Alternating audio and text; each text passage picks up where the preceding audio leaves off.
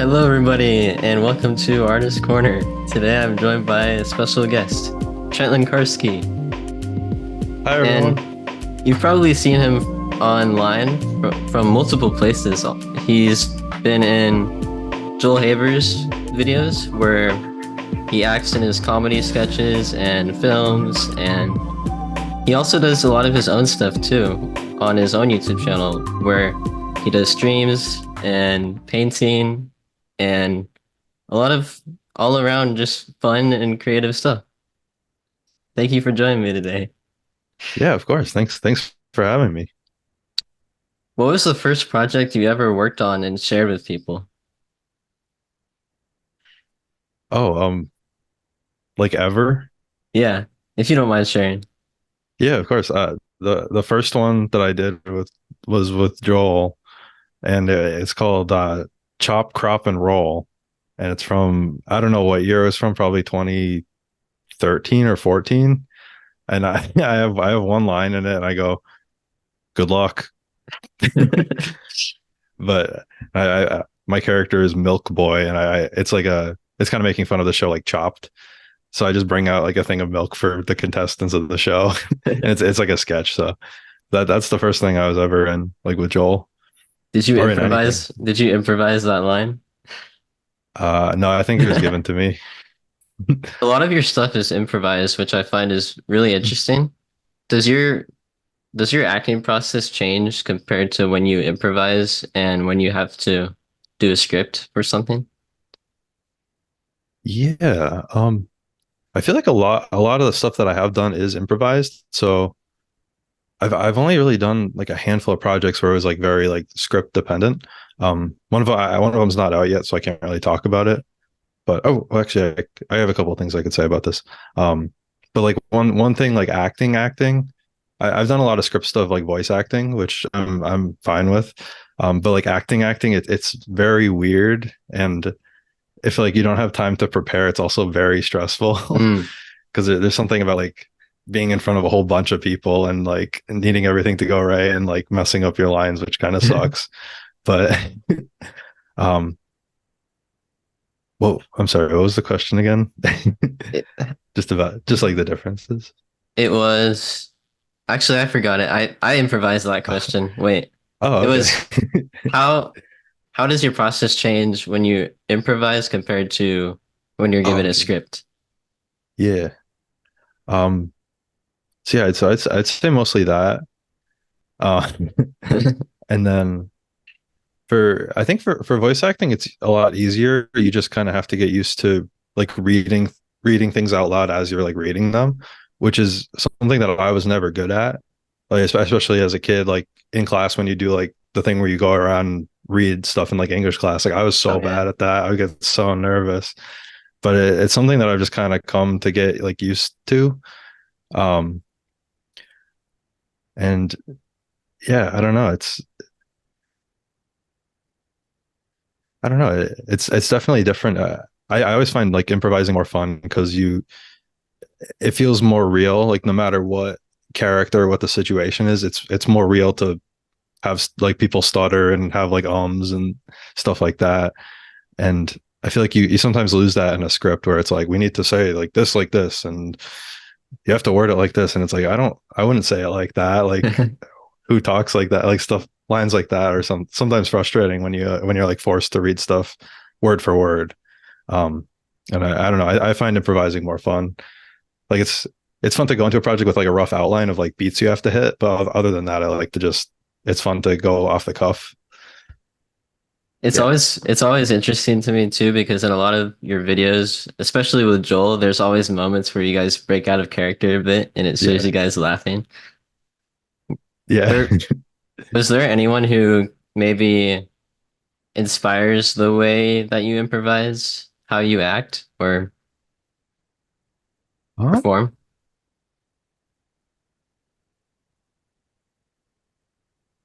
And take your time, by the way, for any of these questions. Okay. Um, hmm, that's a good question. There, there's not really like one specific like person that sticks out in my mind. I feel like it's sort of a combination of different things. Um, Especially when it comes to comedy. I feel like I've talked about this on streams before, where it's like when I was like a teenager, I would go to bed. I used to have like my on my iPod Touch, I would have Pandora radio, and there was like a stand up comedy section, so I would just like fall asleep like listening to like Patton Oswalt bits and like Ralphie May and George Carlin, like a lot of like big people, and just like kind of getting used to like all different styles of comedy. Um, and I feel like I just sort of resonated a lot with like dry humor and stuff like that. And I would watch a lot of British stuff too, like Monty Python, which isn't really dry humor. There is some, but um, and I watch like Fry and Laurie, a bit of Fry and Laurie, which is another British comedy show. Um, so I feel like just a mashup of everything, and then just finding certain styles or certain things that I found very funny and being like, all right, that's really funny. I like that, and kind of going with that, I guess. You mentioned dry humor. Is it? I feel like I don't really understand different types of humor. I was wondering, Oh, okay. did it take you a while to learn more about that, or did that just kind of come naturally to you with what your tastes are? Um, I guess it kind of I don't know. I feel like it kind of comes naturally. It's like that's just sort of what I've always how I've laughed, like or how I've like made jokes, like even as like a kid and as a teenager. And then I I feel like I've just kind of always fallen back on just sort of being like, yeah, like I don't know. I think I relate I to don't know if that that a bit. answered. Yeah, Yeah. because like I don't know. I've never really like edgy humor. I've never it has its place sometimes, but it's never really connected with me. And then Mm. other stuff, I'm like slapstick. Like I'm not a very like physical p- person. Like I feel like it's more fun to like say something really funny. Yeah. Um, but yeah, It's really cool to me how you're not afraid to just be goofy. I think there's a lot of I feel like there's a lot of times where it might be a little scary to be goofy because there's always a risk when it comes to humor, I feel like, and you never know what the reaction is going to be from other people. yeah. And that's inspiring to me, I think. Hmm. Thank you. How much has your creative process changed since you started making videos or films? Oh, um,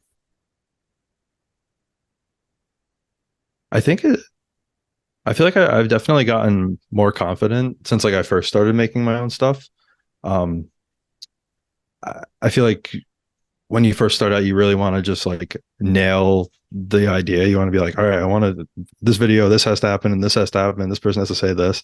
But then you sort of later on, you're sort of like, all right, I just want this to happen, and then I'm acting with these like three people that I know, and I'm like, I just trust them to do something funny or say something funny in this moment, and I'm like, oh, I'll say something funny back.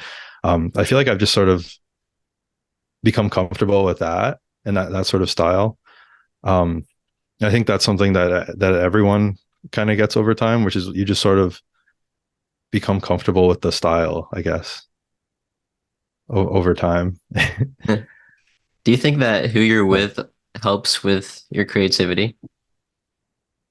yeah, Yeah.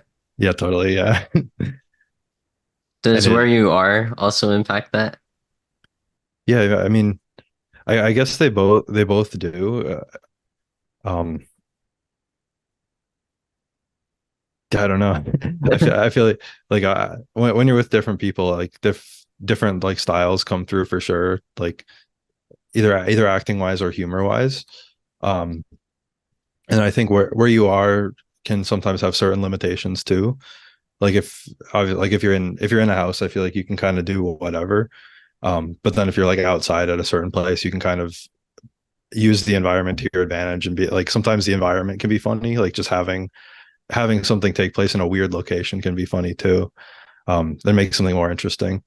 Um, as I'm saying this, I'm just thinking of that one video I did with Joel where we're at just like a destroyed house, and it's like when you check, I forget what it's called, but it's like when you I check in remember on your that. friend. Yeah. um, when you check in on your friend who's not doing well or something like that, and it's like something's really funny about just me being like, yeah, no, I'm fine. I'm just like doing whatever, and like the house is demolished. um, but like, and I feel like a lot of the jokes wouldn't have landed if we did that in a normal house or just like outside somewhere in a field. Um, but yeah, So from my understanding, it depends on the context of the situation. yeah, yeah, totally, Awesome. yeah. If you could go back to when you first started uploading videos to YouTube, is there anything you would have done differently? Ooh. Um,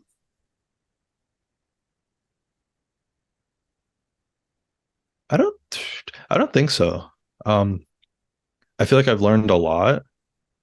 Like the stuff I first started uploading was just like audio skits. So it's just like I'd make a cool thing with items on my desk and then just record a kind of a funny audio or a more serious audio or something and try to make it funny. Um, and some of them are not funny. I feel like most of them don't really land and aren't very funny, but I feel like that's all part of the process. So like, and then learning certain just like tools of the trade, like how to make your audio sound good and stuff. And like I didn't know stuff like that. So I feel like you sort of need those sort of hiccups and those and it's fun to look back on too. Even like some of my first like sketches, it's fun to be like, all right, I could have made that joke tighter. That's not funny. Like I could have cut that. And it's just fun to kind of reflect on. So I don't really know that I would have done anything different. Hmm. When you Um, make something, how often do you go back to rewatch it, if at all? oh, uh, I guess it depends on the video. I feel like I don't really watch my own stuff a lot. But like I'll rewatch stuff that I made with Joel a lot, and like other friends too. But I feel like I don't really watch my stuff a lot. Do you It's ever? sort of like Oh, sorry. I was just gonna say like it's sort of like I film it and then I edit it and then I'm like, all right, that's good. Yeah. Do you ever see yourself pop up in when you're watching YouTube on a video? Yeah, yeah, it's weird. It's sometimes weird, yeah. Or like scrolling through like Instagram or TikTok and it's like, oh yeah, there's me and a Churdley's short or something. And how do you reach out to someone and collaborate with them in a way that makes it easy and fun and I guess not complicated? Um, yeah, I think just reaching out usually works, and I think there's like I'll get nervous when I reach out to people sometimes, where I'm like I message animators a lot, where I'm like, hey, if you ever need a voice, like let me know. And there's something kind of exhilarating when they're like, yeah, dude, I love your stuff. I'd love to have you in the thing, and I'm like, oh yes, yes. But then sometimes they don't answer, and I'm like, okay. But Yeah. but yeah, I think um, it's really interesting because it's when you reach out to someone, you never know if they're going to respond back. So yeah. it's always just a good idea, I think, to just reach out and be okay Mm, with whatever the outcome is. absolutely, yeah,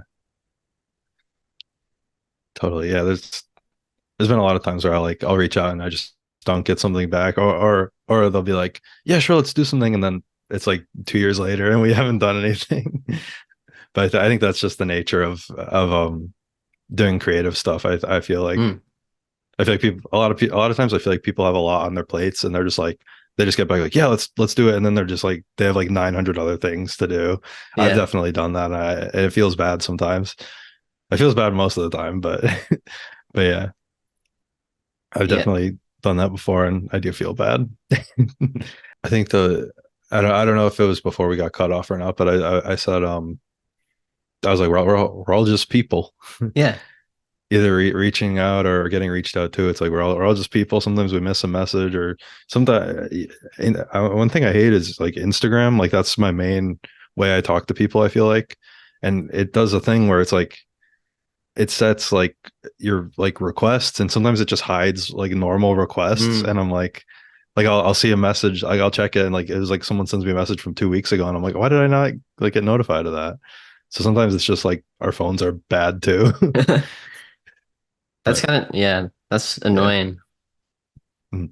Speaking of phones, you recently made a video on your Instagram where you were talking about how they're incredible, which Oh I yeah. thought was funny. Thank you. Our incredible cell phones. Because I'm like, yeah, for anyone who hasn't seen it, that's just a video of me going, we don't appreciate how incredible our cell phones are. And then I'm just like on my phone, like scrolling, like, what? Whoa, whoa. Because I'm like, I get sucked into my phone a lot. Just on like Instagram or TikTok, and you're just like, whoa. And you waste an hour doing that. That's so funny to me. Yeah.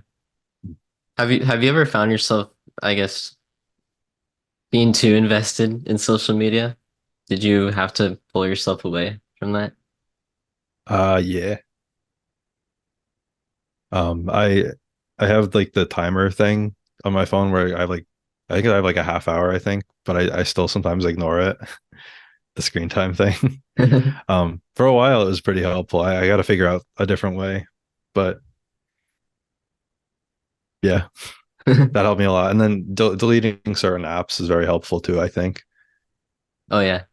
Yeah. There's also social media or just app limiters in general that'll kick you off an app if you go on it for 60 seconds, I think. Oh, whoa. Yeah, it's That's a really lot. helpful. It's helpful if you're genuinely addicted to it, you know? Yeah. Maybe I need to get that for some.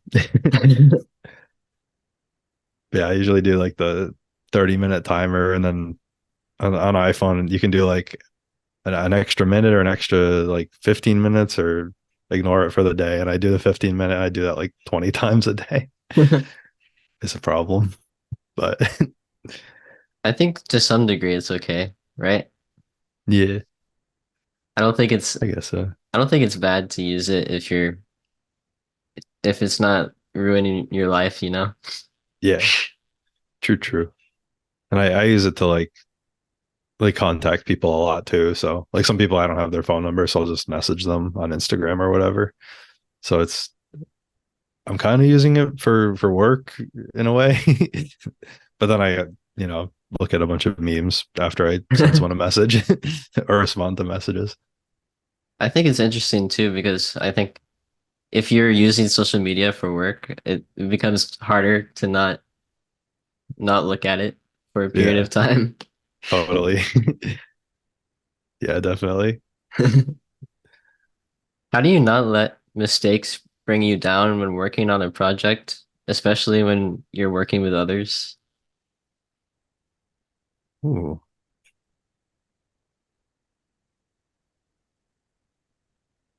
that's a good question. Um, I feel like that's one of the benefits of improv where there kind of aren't really mistakes if you're doing like an improvised video or something. Um, it's just like you tried you know swing and a miss. You swung at it, it didn't really hit, or the joke didn't land, and you just like keep going. Um, but I feel like sometimes with scripted stuff, um, like one of the few things that I've like acted in where I had to like memorize a script, it eats at you.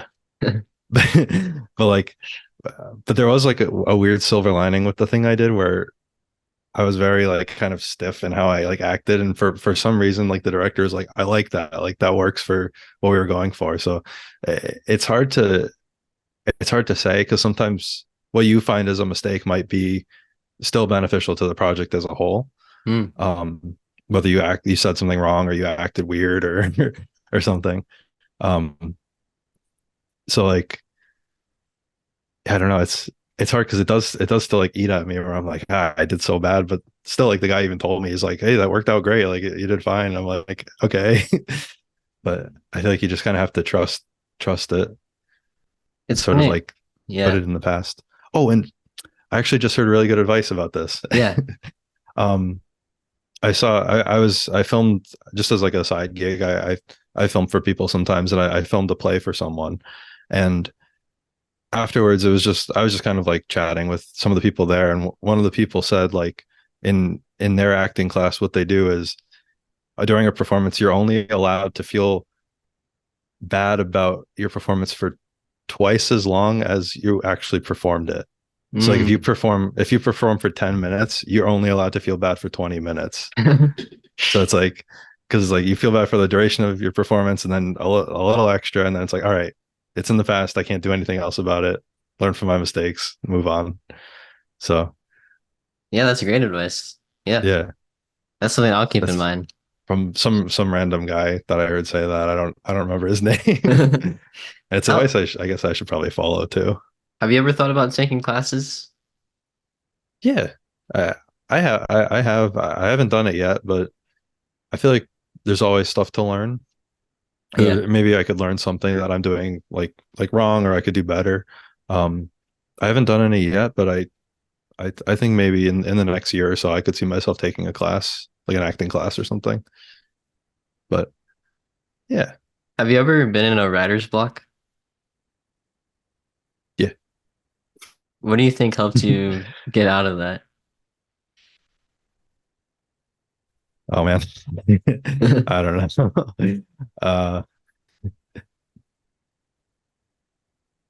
I feel like just sort of I feel like sometimes setting deadlines for yourself can just force you to be like, all right, I got to do something, like anything, and then and then that makes you do something.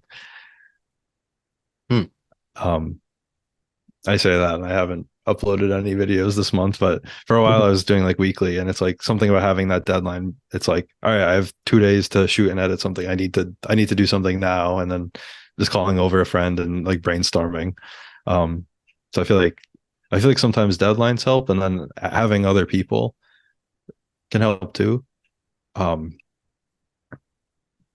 yeah, and then like there was one time I had a friend come over. It was my first time acting with him, and like he had an idea he wanted to film, and I was like, okay, cool. Like I want to film something too, but I don't have anything. And then like he just happened to say um something about my lights in my kitchen, and then we filmed. It's like a how police interrogations used to be, like that video on my channel. That's my friend Zach. That was like the first time like I filmed a video with him. Then just him mentioning the lights, I was like, oh yeah, we could do. Why don't we do a video about that? So I feel like friends can help with that too. Deadlines and friends, a combination of both. Nice. Yeah. Yeah.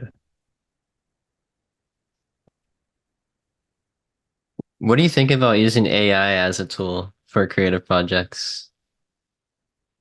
I saw this question in the Discord. um, Shout out to who asked. I'm sorry, I forgot your username. yes, I forgot to. I'm sorry. Um, oh man, it's a very touchy subject, and unfortunately, it's one of those things where it's like people view it as either all good or all bad, and there's Mm, no in between. But I think it definitely has benefits. I think it's good to help develop ideas. Like I think if you're trying to like visualize something, it's cool to be like, all right, you know, a monster destroying a city, and then you're like, all right, well, I don't like that. I wouldn't want it to look like that. Like if you're drawing something or painting something, it can be good for like a reference. Um, it can be good for that. And then I don't. I'm not a huge fan of when it's like the end product is fully like an AI thing. Like I feel like it's good if there's like trying to figure out how I want to say this. you're good. um,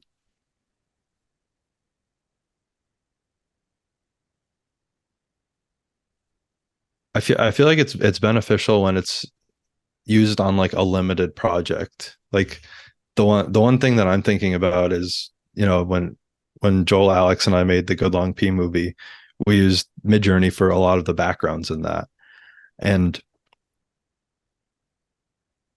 um That's a great and I movie, feel by the way. thank you. It's very goofy.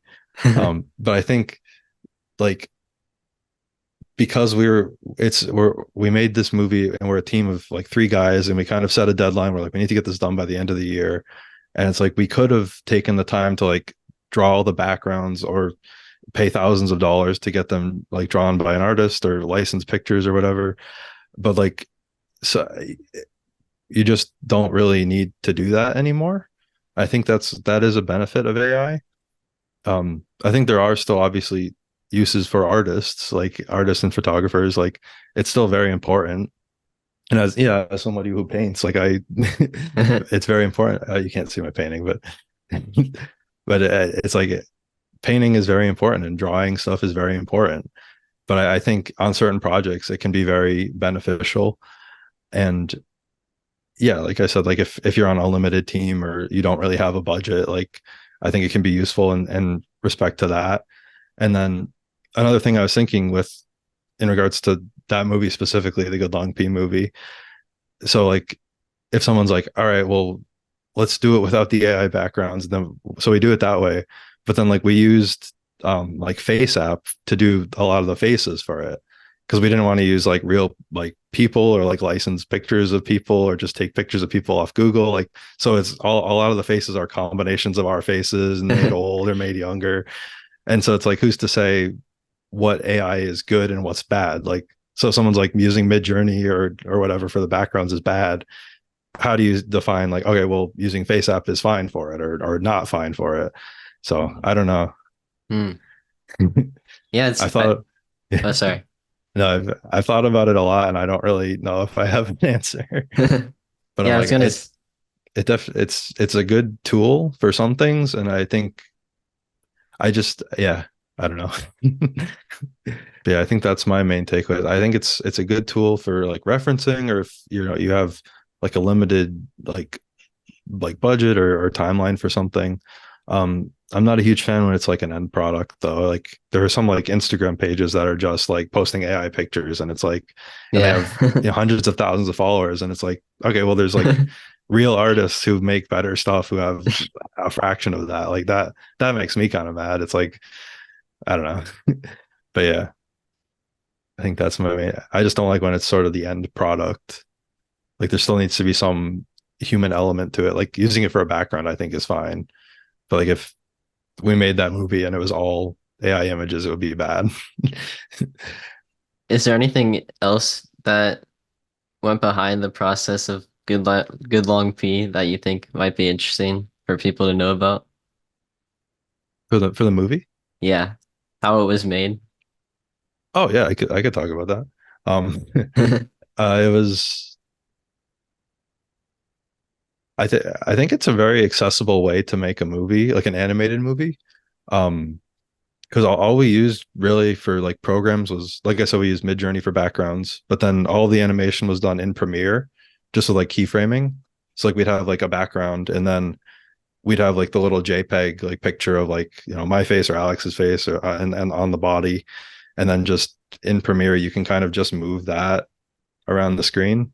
So I think as someone who I haven't gone to school for like art or animation or anything.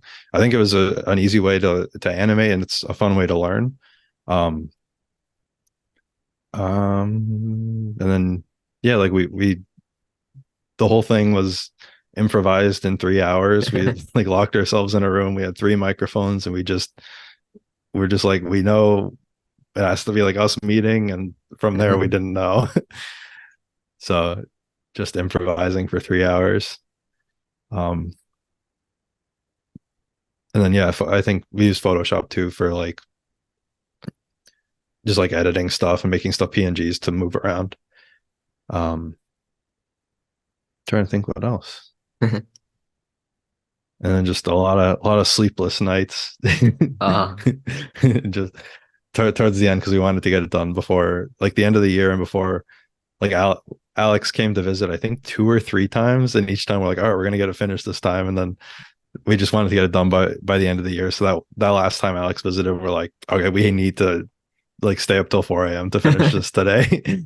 Stuff like that. did you chug any Arizonas? Yeah. I think so, yeah. Nice. Caleb movie. That was a great movie, by the way. Thank you. It was really cool to see you in that too. Yeah. What was the process like for when you guys made the text, if you don't mind? Yeah. So that was we used that as Joel's March movie because it was during the Oscars. Um, so we did rent out that Airbnb and we just kind of like rehearsed like a day or two before, just sort of like, all right, well, this, the first scene will take place out here and then we'll follow and then we'll go in here. And we just sort of figured out a lot of the blocking on like the day before. And then we all, we did like the full run throughs like the actual day of. Hmm. So, Yeah, it's really cool how that uh, movie was done in one shot. I thought yeah, it was so unique for yeah. and And yeah. yeah. And Joel's kind of like, well, this is going to be like, this is my one movie for this month, and I only have like a week to edit it for like the whole Oscars challenge. So he's like, I want to make it like special in some way. So that was doing it in one take was his way of making it like a little more of a challenge on himself as a filmmaker. Because for editing, all he really had to do was like the audio and then color grading, and then just Mm. sort of figuring out which of the like three takes we got to use. So and it worked out really well time wise because we did the first take was pretty good, and then I think it was the second or third. It was when the sun started setting, so like he was like he realized his shadow was like fully in the shot like twice, and he's like, we got to restart this one. So at the end we got I think three and a half takes of it, I think. Wow. So, It's but yeah, interesting because when you watch it, you can't even tell if there's another take at all. yeah, Have you ever seen the movie? I think it's called 1987. no, It's I can't remember is it. it It's a war movie that was done in one shot. 1917? Yeah, I think. 1917. I don't know why Yeah, I said I haven't seen it though. that. No, you're good. But I th didn't I feel like they used like two or three like transition things, but like we didn't do that at all. It was just like all one shot. Wow, yeah. But I might be wrong on that because I also haven't seen it. So I feel like that's something I heard though. Or that is it Birdman? I feel like Birdman is one shot too I've never or heard of that something. movie. Ah, What is it about? I haven't seen it. Oh, I've heard it's maybe it's very good just though. maybe it's about a birdman. I think so. That's probably why it's called that. Yeah. Do you still play ukulele? Yeah. It's been a while, but I got it right here. Nice. Have you thought about writing any music? Um, I've thought about it. I just haven't yet. But yeah, it's been a little while since I've last played, but I do still have it, and I remember how to play. I just haven't in a while. Awesome. I would ask about music, but I feel like I shouldn't for an episode with someone who isn't a musician. No, You that's know? okay. We could talk about music too. Oh, I was just gonna ask, are there any musicians or artists that you like? Well, obviously there are probably, but No, I don't like any. I actually don't like any. No, no, I love Cage the Elephant. That's one of my favorite bands. nice. Cage the Elephant. I like Death Grips too. I like a mix of everything. Have there been any moments in your life that you think inspired you to want to make stuff as a career?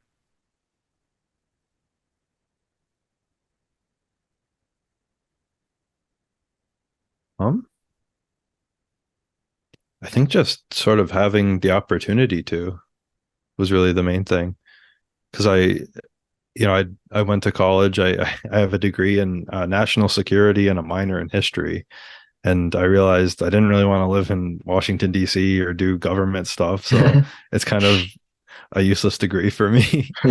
Um, and then, I was working like full time for a while and I filmed with Joel a lot. And then sort of like seeing him do well and seeing like other people I'd like heard of do well. And I was like, was like, why don't I give it a shot? You know? So I feel like that is kind of the main thing, just sort of realizing like, oh, this is like a thing that people can do now. That you can make videos and like that's how you make a living, or you can like edit for people and that's how you make a living. And yeah, Wow. creative stuff is awesome. And there's so much free stuff out there too with software and everything, Yeah, totally. especially. It's so easy to just get started.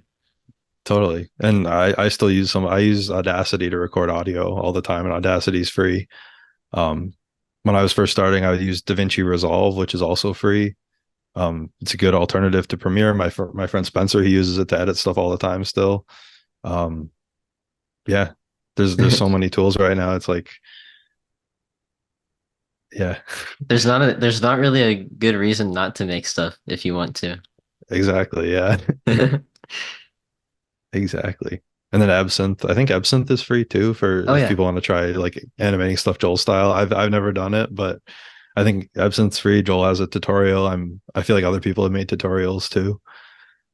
But yeah, there's Nice. a lot of good reasons to make stuff and not a lot of reasons not to make stuff. Yeah. Yeah. Do you have any advice for people who have trouble finding confidence with their voice? Oh, like actual voice or like voice as an artist? Voice as an artist. Oh, okay. Um, it's kind of a non-answer, but having that confidence is kind of crucial. I think you just have to accept that the stuff that you make might not be for everyone, Hmm. um, but it will be for someone. So I'm like, I think we talked about like dry humor before, and I'm like, I feel like I've definitely posted stuff, and people are like, this isn't funny, and it's like, okay, well, like Oh, that style of humor is just not for everyone, and yeah. I know that, and I'm okay with that, and you just sort of have to be okay with knowing that what you're doing might not be for everyone, but it will be for someone. Like some people might be like, this is the funniest thing I've ever seen, or this did nothing for me and it wasn't funny. Because like I've definitely watched stuff where I've been like, I don't enjoy this. Why did I watch that? But I've watched other stuff where I'm like, this is the best thing I've ever seen. Hmm. So you just sort of have to, be willing to put yourself out there, and then just, if someone says something bad, just kind of ignore it, like whatever.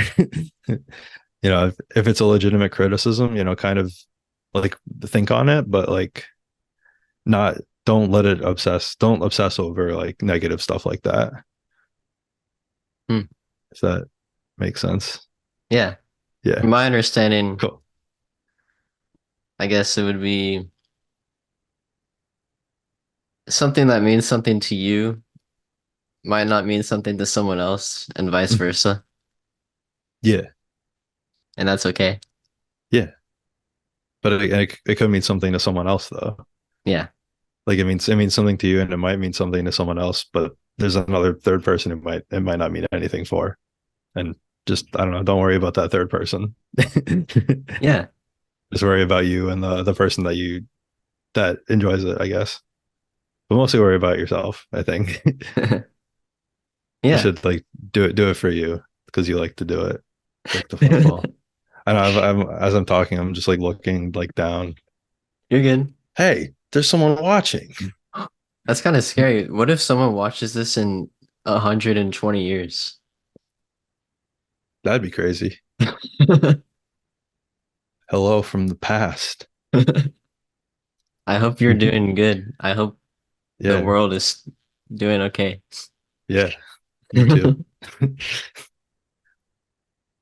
Do you have any advice for not being nervous for creative stuff? Yeah, I think there is always going to be some underlying level of nervousness, whether it's like full nervousness or even just like 1 or 2% nervousness. There's like like if trying to think of an example. Like, yeah, like the first couple times that I acted in Joel's stuff, I was very nervous. I'm like, I wasn't super used to being on camera. I wasn't like super confident in my like acting or anything. So I was, there's definitely nervousness, but then doing it a whole bunch of times, like repetition, it gets you more comfortable, and I Hmm. could just sit in front of a camera and talk, for an hour, like, and it doesn't really make me that nervous. Hmm. But um, but that one project I did where I had to like memorize lines, and it was like a whole thing. Like I was extremely nervous. um, and you just it's tough, but you just sort of have to be like, well, I'm here. I have this thing that's expected of me, whether I do good or bad. I just need to do it, Hmm. and just sort of forcing yourself, like, I'm doing this. I need to do this, and you can't opt out of it, especially if you're there in the moment. You can't just be like, no, I changed my mind. Yeah.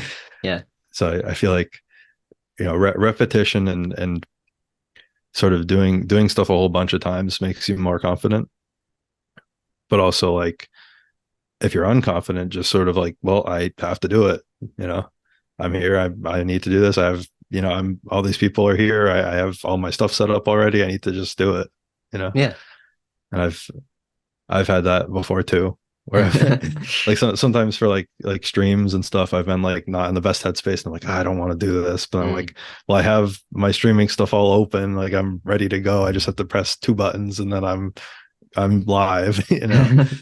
So, and then just sort of powering through that. Are there any editing techniques that filmmakers should know, whether or not they're a beginner? Um, I think a good one, and one that I think was the first time I did it, I was like, oh, whoa, this is awesome. Is sort of overlapping audio when you're not showing, or showing the other person when a different person's talking, if that makes sense. So like if person A is talking and then showing person B, like sort of having like an overlap before one of them starts talk. I'm Hmm. so bad at Yeah. describing technical stuff, I but think I like know what you mean. Yeah. like I think it's called like a J cut or an L cut, where you have like it's like I'm talking, and then it's still on me, and then someone else starts talking off camera, and then it cuts to their like the footage on them. And like the first time I did a video where it's like you how your brain thinks of your dreams or whatever. Like it's one of the first videos I have on my channel. Like the first time I did that, like it's just me talking to myself. And like the first time I did that, I was like, whoa, it's two different people talking. you know, it makes the space feel more lived in to have that, to like show like someone sort of like reacting, and then it shows the other person, if that makes sense. Yeah. I Yeah, think one that's one cool. editing technique I've always wondered about is when I think it's when you have I think when you're showing a mirror or something, Mm. how do they not have the camera be seen in the mirror? Just angles. Sometimes though, I feel like they have it straight on and you still can't see it. And so uh I think that I don't really know. it it's so interesting to me Yeah. how editing works as someone who doesn't know that much about it. Mm. Are there any Like, resources that you've used to learn how to do that on YouTube? a lot of it's just been through Joel. Really? And then but also, yeah, like, but also just Googling a specific like thing, like how to do a technique. And I do that all the time. I did that today. I was like, how do I do this? Yeah. I was like, because it's like a video of someone, and I just want to have like a different background. And it's like, it's not like a green screen video. It's just like if you took this video of like me, and I just wanted to know, like, how do I change the background? And it's like Hmm. you do like a mask, and you'd copy all the way around me, and then you can kind of change the background. It's like a whole thing. And I had to Google that because like I couldn't remember how to do it. It's like I like Googling specific problems is helpful. And sometimes like videos like that, they'll show like three or four different examples, and you're like, oh, I didn't think to do it that way, or I didn't know I could Sometimes use it that way. sometimes the hard part too is just knowing the right terminology for things. Yeah, exactly. Like the thing I just described before, the where you have like the overlapping video and audio. I think it's called a J cut or an L cut, and I only learned that it was called that last month, and I've been doing that for like 2 years. Wow. And And then like certain things on the camera, I'm like, I don't know the technical names, but I'm like, I know I want this to be brighter. And someone's like, you got to change your whatever setting to this. And I'm like, I don't know. So I feel like you don't really, a lot of times you don't really need the technical terminology. It's just learning how to do it. I Hmm. feel like that's almost more important than knowing specific stuff like that. Are there any quotes that you live by on a daily basis that have shaped your creative way of thinking? Oh,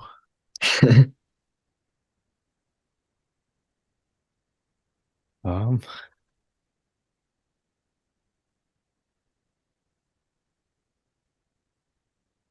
there, there is one. I mean, I feel like I have a couple that just sort of rattle around in my head, and I think of them every once in a while. But there's one that I feel like I kind of go back to a lot, just because it's important. I think, and it's just make it happen. And it's something that my mom said to me once when I first like moved out to LA and stuff, and I was kind of like really down on myself, and I was just like I don't know what to do. She's like, you got to make it happen. Like you have to do it. Like no one's gonna do it for you. You have to do it. Like make it happen.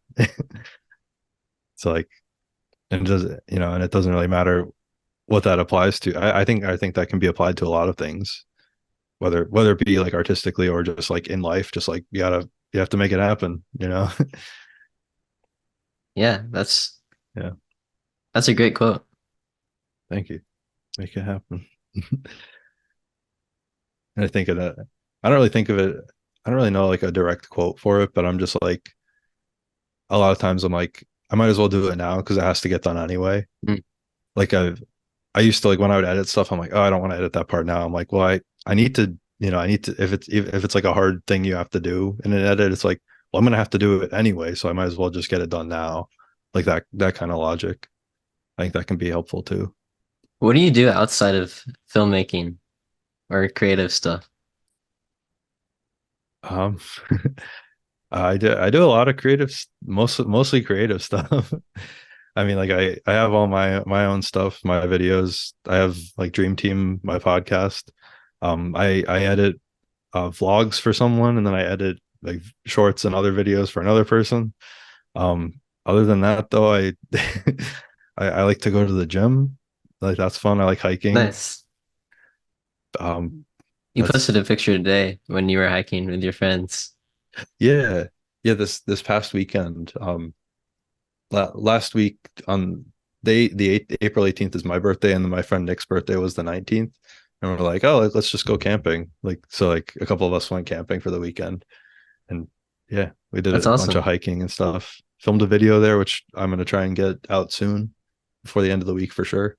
But yeah, Have you ever thought about going rock climbing? not really. No. Why? I just thought of that question randomly. Okay. I was gonna say, is this a plug? Are you gonna plug rock climbing to me? No. Do you like Eric Andre? Yeah, yeah, totally.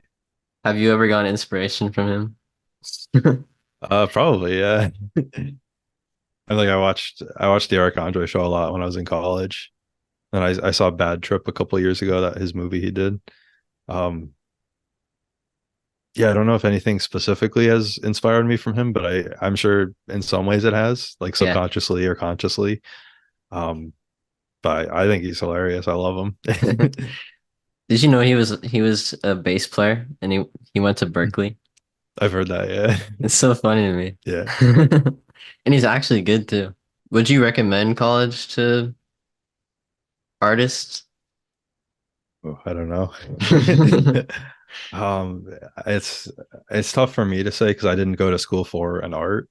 Um, because like I said, I went originally for science, and then I switched Yeah. to more of just like a history, humanitarian, criminal justice kind of field.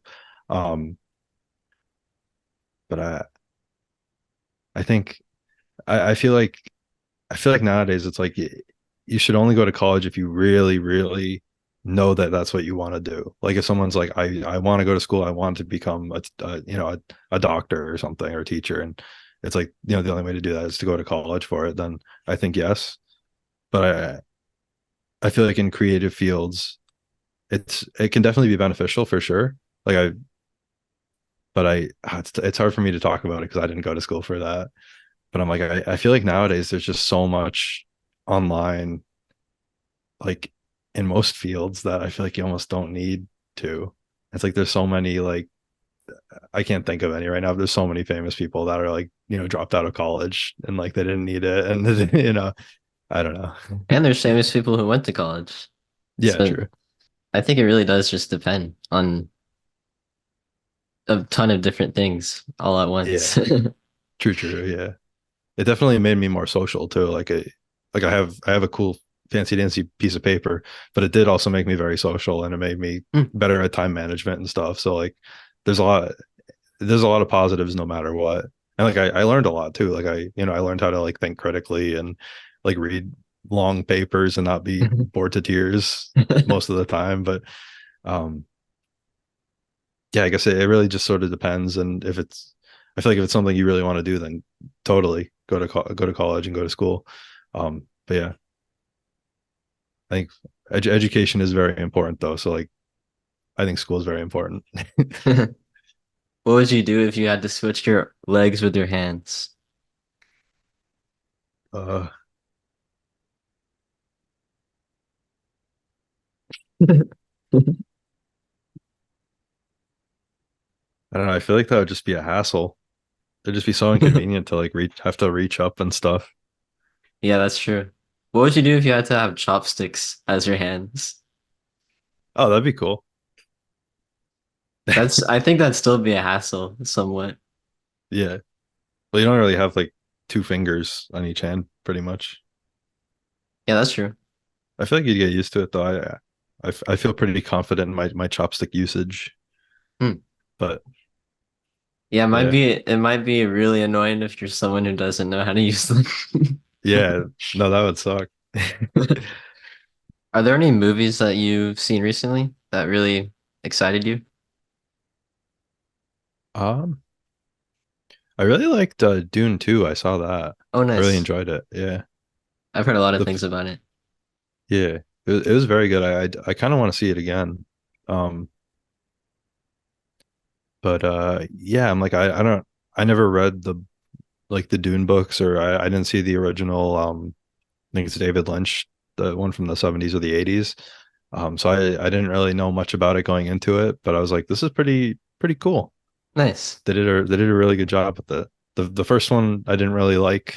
It was very like dry and very emotionless. But the Hmm. second one is very like intense and there's a lot of cool stuff that they did. I've heard Cool the music visuals too. for it's really good because it's Hans Zimmer. Yeah, it's pretty good. There's there's one part where it's because like like the theme, like, I feel like it's in a lot of memes and stuff right now. The that one song. There's Yeah. one, I guess, potential spoilers for Dune 2. I won't ruin it or anything, but there's a part where somebody gets slapped and then right after they play that theme and it's very funny. I think unintentionally, but it's just like because it's like a really intense moment and just like broken by that. How do you balance your life with work?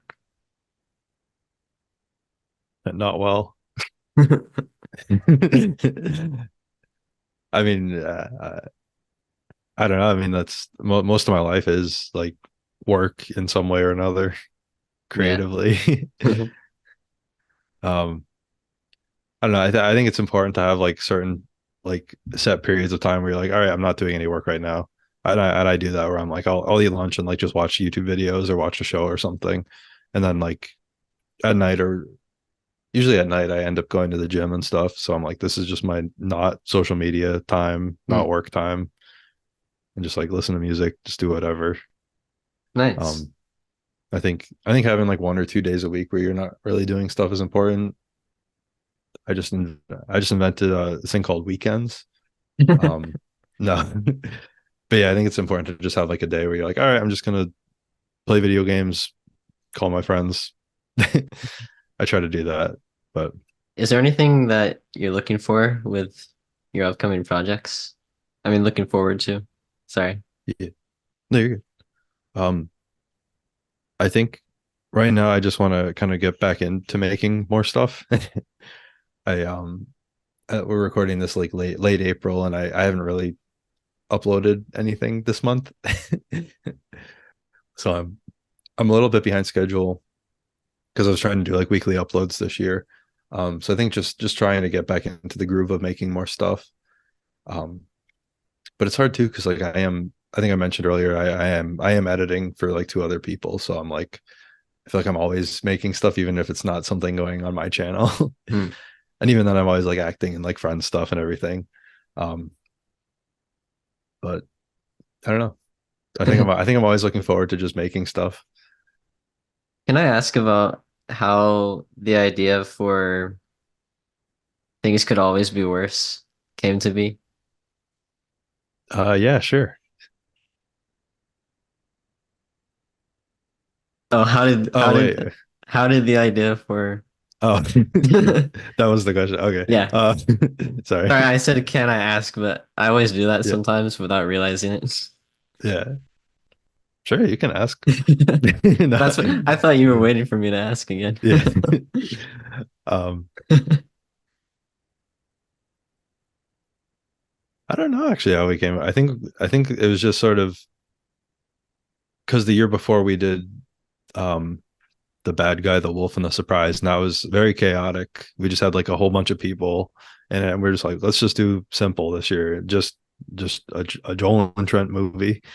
And so we're like, let's just we just get locked in a room. And like, I don't know, I think Joel came up with the idea. I'm pretty sure he did. Um, but we're just like, and then from there, we just sort of ran with it. We're like, I'm sure some of it'll be sad, some of it'll be like goofy and happy.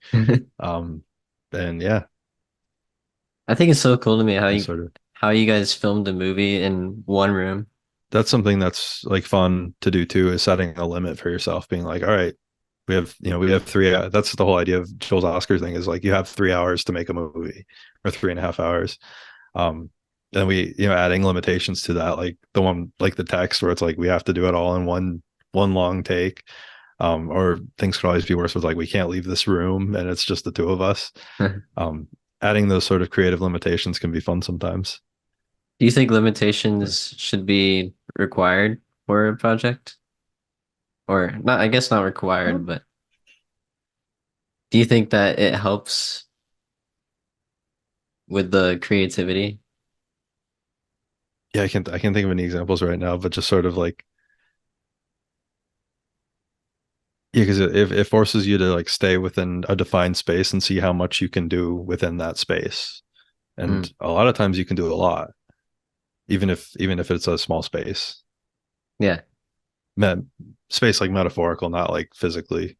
I mean, I Oh. guess it could be physically too, but like I don't know, that's a term I use a lot, like play in this space where it's like you have like a space where you're like making stuff. Like things could always be worse just doing it in a room, or you having a certain like time limit for something, or going to like a place in the middle of nowhere with like one object and being like, all right, we got to make a video with this object. Stuff like that. It can force creativity that you didn't know you had. I can like just pull that out of nowhere. Can I ask about how you started your podcast with Alice, the Dream Team? Yeah, sure. um yeah, Dream Team, it's a for those of you who don't know, it's a podcast I do with my friend Alice. We talk about dreams, like sleep dreams.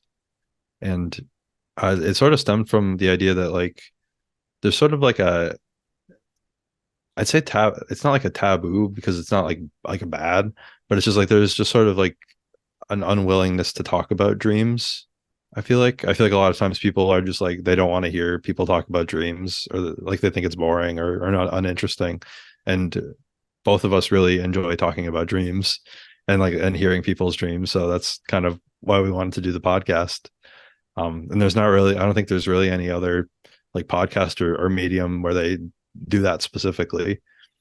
Um, without getting too heavy on like interpretation or something, which we don't really do. Um, but just a place to kind of talk about how weird it is that we have dreams and how weird they are, and talk about weird ones we've had, and take the fan submissions, of course. And you've given one to the show, Yeah. which thank you. But yeah, that's mostly it. And yeah, Have you ever heard of this game called Yume Nikki? no.